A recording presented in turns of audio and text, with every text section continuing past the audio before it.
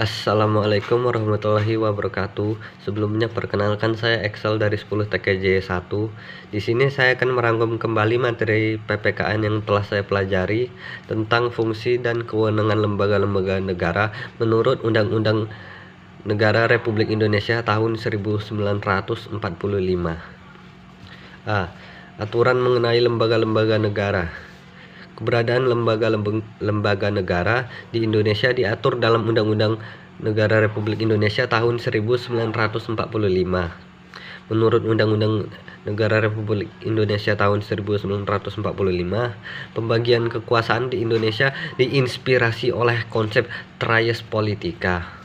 Meski demikian, Undang-Undang Negara Republik Indonesia tahun 1945 tidak menganut ajaran Trias Politica karena dalam Undang-Undang Negara Republik Indonesia tahun 1945, kekuasaan negara tidak dipisahkan melainkan dibagi sesuai fungsi, tugas, dan wewenangnya.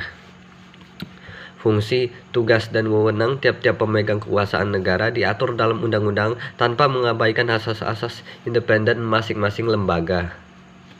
Hal terpenting adalah harus ada kerjasama yang sesuai dengan semangat kekeluargaan atau demi kebersamaan dan dalam mengabdi pada kepentingan bersama. Lembaga negara merupakan badan atau organisasi yang dibentuk berdasarkan konstitusi dari suatu negara. Konstitusi Negara Indonesia adalah Undang-Undang Negara Republik Indonesia tahun 1945. Lembaga di Indonesia sendiri dibentuk berdasarkan Undang-Undang Dasar Negara Republik Indonesia tahun 1945.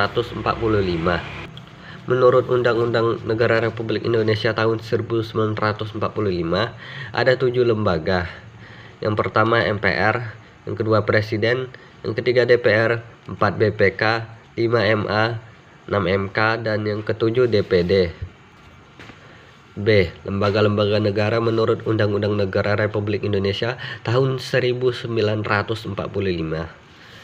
Majelis Permusyawaratan Rakyat atau MPR. MPR merupakan salah satu lembaga negara menurut Undang-Undang Negara Republik Indonesia tahun 1945.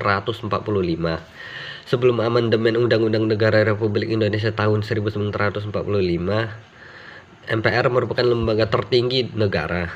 Namun setelah amandemen Undang-Undang Dasar Negara Republik Indonesia 1945, MPR menjadi lembaga negara yang sejajar kedudukannya dengan lembaga-lembaga negara lainnya. Amandemen Undang-Undang Negara Republik Indonesia tahun 1945 telah mendorong penataan ulang posisi lembaga-lembaga negara, terutama mengubah kedudukan, fungsi, dan kewenangan MPR. Adapun wewenang MPR adalah mengubah dan menetapkan Undang-Undang Dasar Negara Republik Indonesia tahun 1945,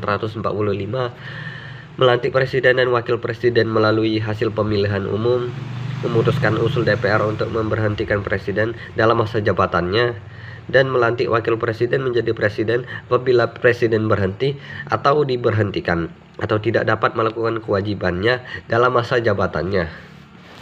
Tugas dari MPR sendiri adalah memasyarakatkan ketetapan MPR, memasyarakatkan Pancasila, Undang-Undang Dasar Negara Republik Indonesia tahun 1945,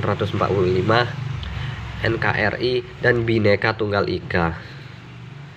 Mengkaji sistem ketatanegaraan, Undang-Undang Negara Republik Indonesia tahun 1945 serta pelaksanaannya.